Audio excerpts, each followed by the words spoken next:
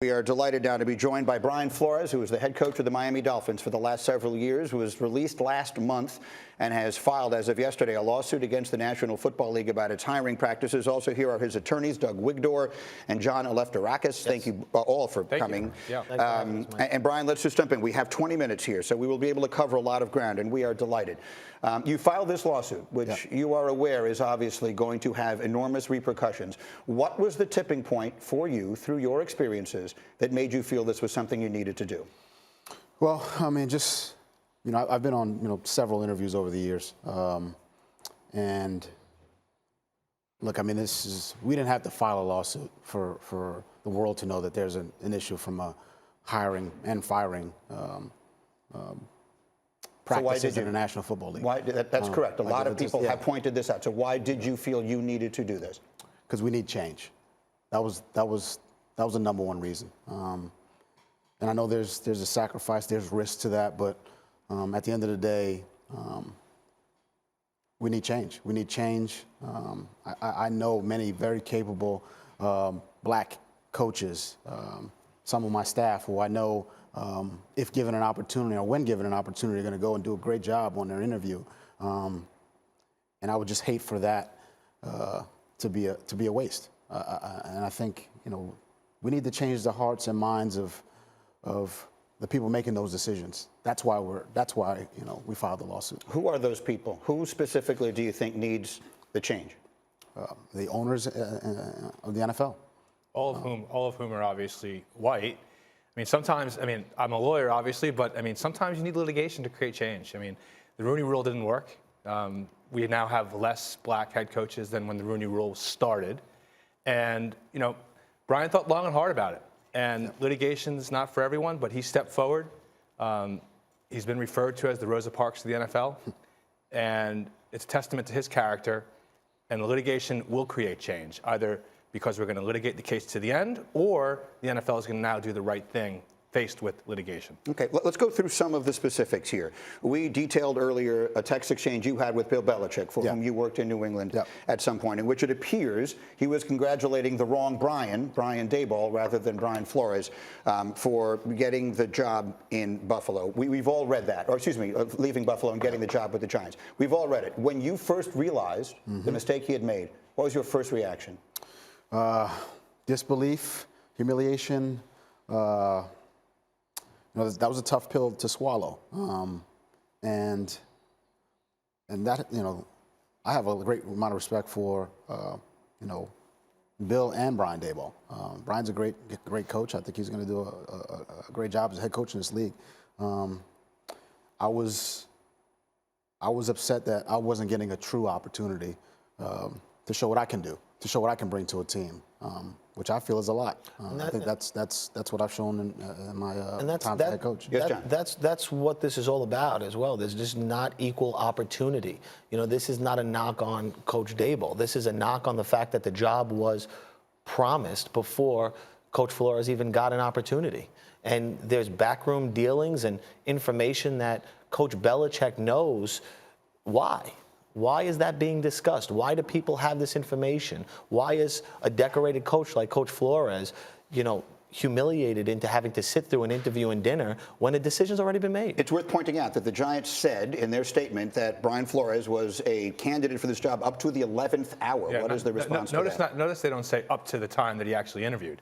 So they don't even deny the allegation that we put forth, which is that the job had already been given to Brian Daboll. And so, Coach, I'm sure there are many watching who will wonder, why did you go on the interview at all? If you felt it was a sham, as you suggested in the lawsuit, why did you go? Because I believe that, innately people are good and are going to do the right thing. And there's no way to allow them the opportunity to do the right thing or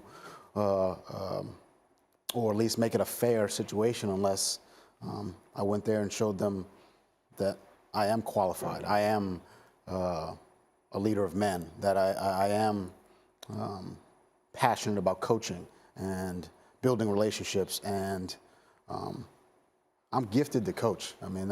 I am. I know that, and I wanted to show them that, and I think they saw that in the interview. And Mike, one of the things that often happens when you're dealing with racial issues is people find a soft hiding place, a soft place to say, oh, you know what? Coach Flores didn't get the job because he did an interview. Maybe he took himself out of contention. And, you know, Coach Flores having to put his best foot forward and go, you know, hat in hand and just, you know, interview, knowing deep down that this job was promised elsewhere. Aside from being humiliated, that's something that black candidates often are forced to do so that an image isn't portrayed or a stigma that, hey, you didn't go, you didn't follow through, you didn't do your part. Understood. But I would say, I think those text messages confirmed a lot of what a lot of us, you know, black minority coaches already feel. That we're going into these, and they're shams.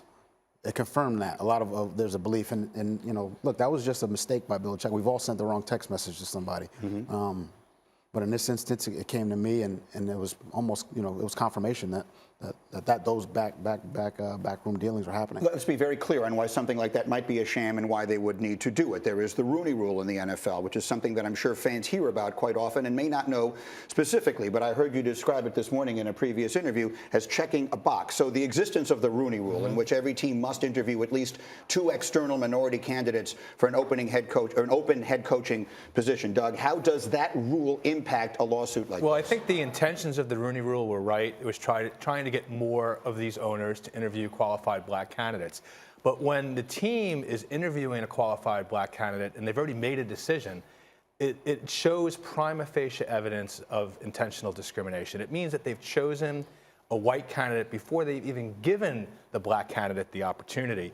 And it's not only for head coaching positions. What we really need to see are more black coaches doing offensive coordinator positions, defensive coordinator positions, special teams, quarterback. So that way it flows into the head coach positions. And obviously, we need more black owners. And when you talk about the Rooney Rule, it's ultimately tied to an assumption that the owners and the upper management are people who are going to do the right thing and hire based on merit and not based on someone who they're comfortable with, someone who looks like them. And you know, that's what this is about. We've listed in our complaint a list of demands that we want to see, tying, you know, hiring practices to performance. You know, hire a black coach, hire black executives, open up the process and provide objective evidence of what went into your decision-making process, so these decisions aren't done with the all white owners in backroom dealings with people who make them feel comfortable because they look like themselves. So you're saying a level of transparency that you believe does not currently exist. So that's one of the 3 specifics that you cite here of teams. That's the New York Giants. Let's go to the job that you did get in Miami. When you were the head coach, you allege in the lawsuit that the owner, Stephen Ross, approached you about tanking games to get a better draft choice and said he would give you $100,000 for every game you lost. As you can imagine, that obviously has enormous repercussions. What can you tell me about the specifics of that offer? How specifically did he state that to you? You know, that was a conversation about not doing as much as we needed to do to win football games. You know, take a flight, go on vacation. I'll give you $100,000 per loss. Like, those are just the, you know, exact words. And it's not something, look, I deal in truth. And I say that to the players as well. I'm going to give you, you know, good news, bad news, but it's going to be the truth. It's going to be honest. And in that instance, you know, look, I came from, look, this game's done a lot for me, a lot for me personally and my family. You know, I've said this, you know, on other, you know, shows, but my parents are immigrants. I'm first generation. I grew up with, you know, in a tough neighborhood here in Brooklyn, Brownsville, where there's crime and poverty and, you know, violence. And it was hard to make it out of there. And the game of football is a reason why, or a big reason why, along with a lot of the great people mentors I've had in my life, why I was able to have the success that I've had. So to disrespect the game that way was something that, you know, trust was lost, and there were certainly some strained relationships, and ultimately, I think that was, you know, to my demise in Miami. And his story is not unique. Right. People are tweeting out. Coaches, high-level coaches, who have even contacted us, are talking about being in a similar situation. So, you know, as part of what we're doing in creating this class action, is not just Coach Flores has taken the lead in making the ultimate sacrifice, but there's going to be more. I want to make sure I'm clear here. You're saying coaches are reaching out about having been in similar situations with regard to hiring or with regard to being incentivized to lose games? Both. I want to come back to you quickly on that, though. I want to make sure I'm perfectly clear on what he was suggesting. I don't want to put words in your mouth. You were working too hard. You were doing too much in the effort to win. He was trying to get you to do a little bit less and said, I'll give you $100,000 for every game you lose. Exactly that. That's just not in my DNA. That was never going to happen. So what did you say to him? That's never going to happen. I didn't come here. Look, I'm always going to try to win. That's who I am. And I owe that to the players in the locker room, but also the support staff that's in the building, who work extremely hard. If you've been in an NFL building, everyone in that building, his job is important. And everyone works hard to try to get on the same page and move in the same direction. And I felt like we were building that type of culture. So I would never do that to them, you know. And at the end of the day, I think it was the reason why I'm no longer there. Okay, so that's the Dolphins piece of this. And then there's another piece involving the Denver Broncos, in which you allege that this is back when you were still coaching in New England and interviewing for a head coaching job in Denver, one you subsequently did not get, in which you state that in an interview that you had with them, that John Elway and another Broncos official showed up an hour late, looked disheveled. It was obvious to you they had been drinking heavily the night before the interview. You say it became clear they only were interviewing you to fulfill the provisions of the Rooney Rule. What specifically can you remember about that interview? So I've had 9 interviews with NFL clubs. There's been one interview where anyone was late. And it wasn't me that was late, it was the interviewers who were late. That was with the Broncos. I think there was a reason why they were late. I think they were, they'd been out the night before. I think that's the reason why. What made you believe that? I don't mean to interrupt you, but what gave you the impression, if you will, that they had been out drinking the night before? Well, I mean, when you sit at a table with 5 people who are interviewing you, you know you can tell who's asking questions, who's into the interview, and who's not necessarily in the right state, I would say, in that moment. But even then, obviously, I put my best foot forward. And showed why I was a good candidate for that job. I'm always going to do that. But I certainly did not feel like I was taken seriously, and that I was just there as a Rooney Rule. Vic Fangio ultimately was hired for that job and was subsequently fired a month ago. You are aware, of course, that the Broncos have released a statement emphatically denying the allegations, giving specifics about what time the interview began, what time it ended, where it took place. They say they have notes. What is your reaction to that? I deal in truth. That's my reaction. I deal in truth. Honesty, integrity is important to me, and hopefully there's a day where we find out the truth on that one. Once again, to be clear, there's no question in your mind about your recollection of this, regardless of what they say. Yeah. Okay, and so now, as I pointed out repeatedly this morning, you are currently a candidate for 2 vacant head coaching positions in the NFL, in New Orleans and in Houston. Yep. How have you handled those situations with regard to filing this lawsuit? Well, before we filed the class action, I sent messages to both teams, letting them know that we would be filing, but also that I still had was very interested in coaching and leading either one of those teams. Look, coaching it's what I love. It's a passion of mine. It's I'm called and gifted to do it, and the reasons why is because I love helping young people reach their potential and become the best version of themselves on and off the field. Mm-hmm. So I would love to lead an NFL team, but we need change. The hiring practices in the National Football League, I mean, the numbers speak for themselves. I mean, there's one black head coach. The league's filled with 70% of black players. I know there are capable coaches in this league to lead teams. I have some on my staff. I know the majority of them, I would say. I know what kind of integrity and character and leadership that they have, and they deserve an opportunity, a real opportunity, not a Rooney Rule opportunity where a box is checked. And look, the National Football League, and I've been in this league 18 years.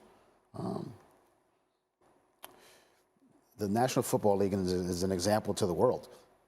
It really is. They have an opportunity. People follow the lead of the National Football League. They just do. That's how powerful this league is. So there's an opportunity here. There really is. I said it this morning. We're at a fork in the road here. These things are either going to stay the way they've been, or we're going to move in a direction that will not only help and affect change amongst the black minority coaches in the National Football League, but it won't just be there. What is the opportunity? Specifically, Coach, what is the opportunity? What isn't happening that should happen in your mind? What would you like to see come as a result of this suit that you have filed? I would like to see the hearts and minds, and I say that, I want the hearts and minds of the people making those decisions to change in a way where there's more, I don't want to say, what's the word I'm looking for? They want to or have a feeling to hire someone of color, that they can relate to that person, that they can build a relationship with that person, because I think that's a little bit of the issue. The familiarity isn't there. I think we need to open up a little bit more, and there's an opportunity for that. That's a quick legal question, if I can here, because this came up earlier this morning. Should he be hired for this job, or one of these two jobs? How does that impact a lawsuit like this? Well, our lawsuit talks about terms and conditions of employment, talks about terminations, compensation. There are other people also involved. Of course, he got turned down from one of the biggest markets in the NFL with the Giants as well. So this lawsuit's not going away. But you know what? All of us share this as an opportunity. The NFL has this wonderful opportunity to actually forget about the denials, the legal denials and things like that. They have an opportunity to set the record straight, to make things right, to move forward and set an example for the rest of America. And you know what? As much as that's what we hope for, to help create change, their statement, which hopefully was just a knee-jerk reaction, they came out with a denial, and it's without merit. I mean, we filed a 60-page complaint rife with details of some serious allegations. I mean, they've investigated deflated footballs longer than they even took to do a response here. I mean, when you put that in perspective, that we're talking about how black candidates and minority candidates are hired and fired and discriminated against, and they within 30 minutes to an hour put out a statement saying it is without merit. I mean, the fact that they were able to do that, it's a real indication and an indictment of what's been going on and what we know through the numbers and just all of our experiences. I have 90 seconds left. Do you believe you will ever coach in the National Football League again? I'm hopeful that I will. I'm very hopeful. But I understand the risks of filing a lawsuit like this. But I am hopeful that I will. It's something I'm passionate about. But if change comes, and if I never coach again and there's change, it'll be worth it. We were in the green room before, and I was overhearing a call actually with your son.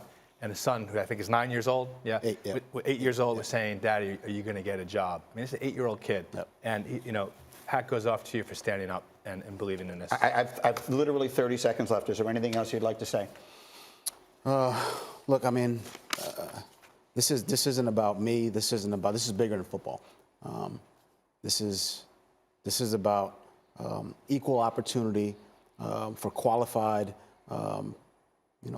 black candidates, not just in football, but everywhere in all industries. Coach, I wish you luck. I thank you very much for making the time to come down here. Both of you gentlemen, thank you very much for coming here. We appreciate it. We appreciate your willingness to share these thoughts. Thank you for watching ESPN on YouTube. For live streaming sports and premium content, subscribe to ESPN+.